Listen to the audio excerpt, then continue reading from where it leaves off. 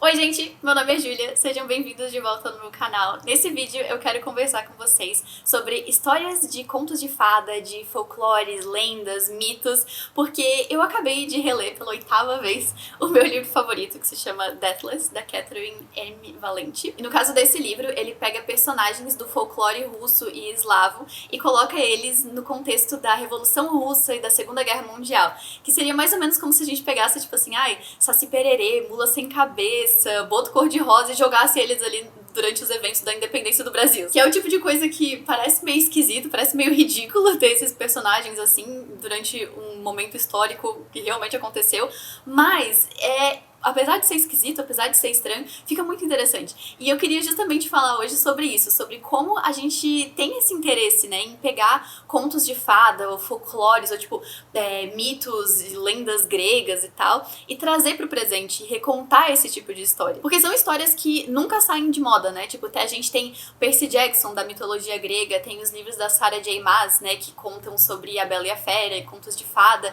Então, são histórias que as pessoas gostam, mas chega a parecer até meio estranho, né? Tipo assim, poxa, por que tu quer ficar ouvindo a mesma história que tu já sabe tudo que vai acontecer? Tu já sabe, né? Ali, Cinderela, por exemplo, ela vai pra um baile, a vida vai mudar, meia-noite alguma coisa vai acontecer. Tu já sabe os pontos da história, mas tu quer ver essa história sendo contada de um jeito diferente. Então tem como se fosse uma mistura entre a nostalgia das histórias que tu já conhece do passado, dos contos de fada, da mitologia, junto com alguma coisa inovadora, com algo interessante, diferente ali, que vai te fazer ficar interessado ainda em descobrir como que as coisas vão acontecer, apesar de tu já saber mais ou menos ali o esqueleto da história. E eu tava dando uma lida sobre esse tipo de histórias, né, de contos de fada, de folclore, e eu encontrei uma descrição de um cara que é pesquisador, ele pesquisa justamente contos de fada, e ele descreve esse tipo de história desse jeito. Ele fala que são histórias envolvendo um mundo abstrato com pessoas que são arquétipos intercambiáveis e coisas que acontecem aparentemente sem motivo, mas ao mesmo tempo tudo acontece por causa do destino.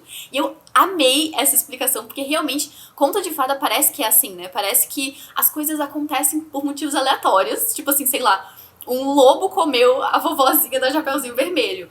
Como que esse lobo comeu uma senhora adulta inteira e ela ainda continuou viva na barriga dele? Não importa, não interessa. Isso aconteceu e ponto. Não importa isso. O que importa é que esse fato aconteceu. E eu acho isso muito legal nesse tipo de história. O que é engraçado, porque se esse tipo de coisa acontece em qualquer outro tipo de história, fica chato, né? Fica aquele negócio tipo um deus ex machina, um furo na história que não faz muito sentido. Mas em conto de fada, tudo bem. Chegou lá, a fada madrinha e transformou uma abóbora numa carruagem. Como que ela fez isso? Não interessa, magia. Esquece essa parte. Foca no que é importante, que a Cinderela foi pro baile. E na minha opinião, contos de fada e mitos têm muito esse apelo justamente porque a magia é tratada como se fosse algo natural, né? A gente pega assim, os deuses gregos, eles fazem as coisas ali que eles querem fazer porque eles querem fazer e porque sim, porque aconteceu e acabou e não tem uma explicação do motivo. E é justamente nessas histórias que recontam esses contos de fada que a gente pode pegar um motivo. Se tu pega, por exemplo, essa história do Chapeuzinho Vermelho, tu tenta recontar o motivo do lobo ter conseguido comer uma senhora inteira e depois vomitar dela pra fora e ela continuar viva, aí tu consegue criar algumas teorias de que, sei lá, o lobo era muito grande ou ele era um robô, não sei, sabe? Tu inventa alguma coisa assim pra conseguir justificar as coisas que estão acontecendo e essa criatividade é o que faz com que essas adaptações sejam tão interessantes pra gente, porque a gente pega essas histórias que a gente já conhece e dá pra dar uma incrementada, né? Colocar um temperinho interessante ali em cima. E esse negócio que eu chamo do temperinho dessas histórias, eu acho que é o brilho delas mesmo, né? É tu conseguir pegar tudo isso, essa história básica, porque geralmente conto de fada e essas mitologias, elas são histórias bem básicas, não tem tanta coisa assim, que nem aquele cara falou, são arquétipos de personagens, né? Tipo assim, o príncipe encantado. Quais são as características dele? Ele é bom e ele é da realeza. Tipo, é só isso que tu sabe. Tu não sabe muito, assim, o que ele gosta de fazer, a personalidade dele, não sabe nada. Então, nessas histórias, tu consegue dar mais contexto pra isso. Tu dá uma personalidade pra ele, tu dá um hobby pra essa pessoa, sabe? Tu dá uma história pra ele e tu consegue colocar uma coisa mais interessante nisso. Tu recheia esse mundo, tu desenvolve esses personagens, tu cria explicações pras coisas, motivações pros personagens, dá até pra tu deslocar o momento, né? Então pega essas histórias que se passam assim lá em castelos e reinos distantes e traz pro presente, faz, sei lá, a Chapeuzinho Vermelho, em vez dela tá perdida pela floresta, ela viajou no tempo e tá em São Paulo, movimentado, porque ela tá procurando a avó dela e ela não consegue encontrar, sabe? Faz alguma coisa diferente, assim, que torna essa história interessante de novo, que agora tu sabe o que vai acontecer, tu sabe que ela provavelmente vai encontrar alguém ali tentando impedir ela de chegar nas coisas, mas tu não sabe como, tu não sabe exatamente quem vai ser essa pessoa, onde que a avó dela vai estar. E isso, na minha opinião, é o que deixa tudo isso tão divertido, porque tu sabe o que vai acontecer, mas tu não sabe, e fica essa confusão na tua cabeça. Um exemplo de um livro que eu gostei muito que faz esse tipo de coisa é o Circe, da Madeline Miller, que ele pega a história da bruxa Circe, da mitologia grega, e ele dá um pouco mais de contexto pra ela, porque na mitologia grega, a Circe é como se fosse assim uma bruxa do mal, das histórias que a gente conhece aqui, ou tipo uma fada madrinha, que é assim uma entidade que vem ali, aparece, faz coisa e vai embora, e tu não sabe muito sobre ela. E na história desse livro da Madeline Miller, a Circe é uma personagem que é muito mais interessante, que ela tem uma personalidade, que ela tem coisas que acontecem, tem uma história que acontece com ela, e vai desenvolvendo toda essa história dela de uma forma que ela vira uma pessoa mais palpável, mais interessante, e essa história toda fica muito mais legal de ser contada e muito mais vívida na nossa mente. Mas além disso, outro motivo que eu acho que essas histórias são tão interessantes de serem recontadas é porque elas trazem temas universais, né? Tipo, pega a mitologia grega, ela fala basicamente sobre uma grande família do caos dessas pessoas loucas que fazem bagunça na vida de todo mundo. Quem não tem uma grande família louca? Que tem um tio esquisito, que tem uma prima meio... Sabe? Todo mundo tem isso. Então são temas atuais também. Ou pega histórias, né, que falam sobre traição, sobre aventura, coragem, nananã, sabe?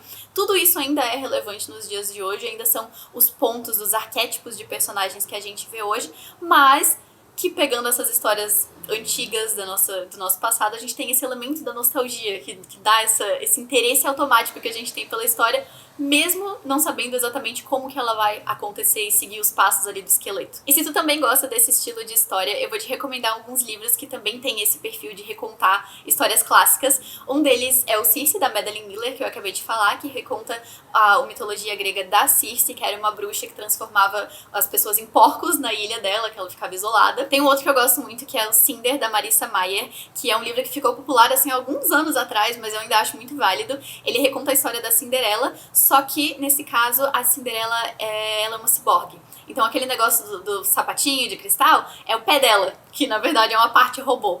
E essa história se passa na China, é uma realidade alternativa, com tecnologias, é uma coisa meio cyberpunk, assim. E é uma série, na verdade, em que tem Chapeuzinho Vermelho, tem Rapunzel, Branca de Neve, mas cada livro vai contando a história de uma dessas princesas de contos de fada. Tiger Lily, da Jodi Lynn Anderson, é um livro que eu não ouço muita gente falar, mas ele vai recontar a história de uma das personagens de Peter Pan. Tiger Lily é uma das meninas que tá lá na Terra do Nunca, e ela gosta do Peter Pan, mas o Peter Pan a gente sabe que fica com a Wendy, né? Então essa é uma história basicamente uma menina que se apaixona e não consegue o que ela quer. E daí tem esses personagens, né, do Peter Pan, da Wendy, da Tinkerbell, que a gente já conhece, que a gente gosta, mas dessa vez o Peter Pan, não vou dizer que ele é um vilão, mas ele não quer nada com essa menina aqui, então é uma história trágica. Eu chamaria, na verdade, um anti-romance, né? Que é tipo, a menina tá apaixonada, mas tu já sabe que não vai dar certo. E eu vou recomendar alguns livros agora que eles não são necessariamente... Eles não recontam contos de fada que já existem, mas eles têm a mesma vibe de contos de fada, de mitos e de folclore. Um deles é o Entre Gravetos e Ossos, da Shannon Maguire. Essa história aqui, ela é naquele estilo de Alice no País das Maravilhas, porque são duas irmãs que elas conseguem ir pra um outro mundo, como se fosse um País das Maravilhas, só que no caso aqui, isso aqui é um País dos Horrores, né? Porque as coisas são dark, trágicas e assustadoras nesse lugar aqui, e tu vai ter que descobrir se elas conseguem sair de lá, ou se elas querem sair de lá. É um livro pra galera que gosta de Alice no País das Maravilhas e Tim Burton, mas queria uma história de Alice no País das Maravilhas mais dark no estilo Tim Burton. É tipo isso. A Golem e o Gênio, da Elaine Wecker, também é muito interessante. Ele fala sobre esses dois personagens, né? Uma mulher que é uma Golem e um cara que é um gênio, tipo, do gênio da lâmpada mesmo. E eles são vistos como imigrantes nos Estados Unidos. Então eles são marginalizados, eles são vistos como estranhos, assim, na sociedade, e eles acabam se apaixonando. Então é como se fosse uma história mesmo de, tipo assim, pega esses personagens, joga ele nos dias atuais, eles iam ser vistos como muito estranhos, eles não iam ser, nossa, glorificados como a gente faz. E esse livro é muito bonitinho também. Esse agora é um livro que tem uma das capas mais lindas que eu já vi na minha vida, se chama As Estranhas e Belas Mágoas de Ava Lavender, da Leslie Walton. Essa história aqui conta sobre uma menina que nasceu com asas. E é bem naquele estilo contos de fada mesmo, que não explica por que ela nasceu com asas. Não interessa. O fato é que essa menina nasceu com asas de anjo mesmo. E daí tu vai ver o que vai acontecer na vida dela, porque existem pessoas que acham isso estranho, ela tenta meio que esconder, existem pessoas que acham que ela é realmente um anjo, né, por motivos religiosos, daí começam a tentar glorificar a menina. Então é uma história meio trágica. É triste essa história aqui, mas é muito bonita também. E um outro livro que meio que não tem nada a ver, mas que eu considero que ele é meio parecido com Conto de Fada, é A Revolução dos Bichos, do George Orwell, porque ele tem essa coisa de ter personagens que são animais, que agem como se fossem humanos e que falam como se fossem humanos, e ele retrata de uma forma mais lúdica e com metáforas, assim, o que acontecia na União Soviética durante ali a Guerra Fria, principalmente. E é justamente por ele ser um livro tão tranquilo de ler, que parece aquelas fábulas que a gente lia quando era criança, que eu acho que ele é um dos clássicos mais fáceis para as pessoas que querem começar a ler clássicos, porque primeiro que ele é curtinho, e segundo que ele tem essa linguagem mais fácil, essa linguagem mais tranquila de tu acessar, e que parece, né, um conto de fadas ali de animais numa fazenda que decidem dominar a fazenda dos humanos e começam a controlar as coisas. Tem aquela famosa frase de que todos os animais são iguais, mas alguns animais são mais iguais do que os outros, porque daí tu começa a ver como eles vão... o poder vai corrompendo eles, e é uma história muito legal, muito boa. E agora que eu tava pensando aqui, eu nunca li nenhum desses tipos de livro de adaptação de contos de fada ou de folclores brasileiros. Tipo, eu lia as histórias dos folclores quando era mais nova, mas não adaptações. Eu não sei se existem esse tipo de história aqui no Brasil ainda. Se tu conhecer algum livro assim, me conta aqui embaixo nos comentários, e se tu tiver outras indicações de livros que são adaptações de contos de fadas ou de mitos, coloca aqui embaixo também, ou alguns livros que não são necessariamente adaptações, mas que parecem como se eles tivessem essa mesma sensação de livros de contos de fada. E me conta aqui nos comentários também se tu gosta desse tipo de histórias, que mesmo que tu já sabe o que vai acontecer, tu quer ver ela ser contada dessa forma diferente, ou tu tem essa curiosidade pra ver as histórias que tu conhece sendo contadas de formas diferentes, interessantes e com explicações diferentonas. Ou se tu é aquele tipo de pessoa, que eu sei que algumas pessoas que são assim, que ficam irritadas com isso, né? Que é tipo, poxa, tá estragando a história que eu gostava tanto. Eu às vezes me sinto assim, quando a história não fica legal, mas geralmente eu fico empolgada pra ver essas novas formas criativas que as pessoas têm de contar as histórias antigas. Se tu gostou desse vídeo, curte ele, por favor. E, inclusive, talvez tu até goste de assistir um outro vídeo que eu fiz, onde eu falo sobre histórias clichê. E eu te explico por que história clichê não é algo ruim, que eu vejo todo mundo falando que, clichê é ruim. Clichê não é ruim, clichê é só uma característica. Eu vou deixar esse vídeo linkado aqui do lado e aqui embaixo na descrição também, porque existe muita história clichê boa. Clichê é um negócio que é muito mal interpretado, na minha opinião. E se tu for novo aqui no canal, seja muito bem-vindo e te convido para se inscrever aqui, que eu faço vídeos falando sobre livros, leitores e literatura. E se tu também gosta de fofocar sobre esse tipo de coisa, de histórias fictícias, personagens fictícios que a gente ama, se inscreve aqui e eu vejo vocês com mais vídeos falando sobre isso.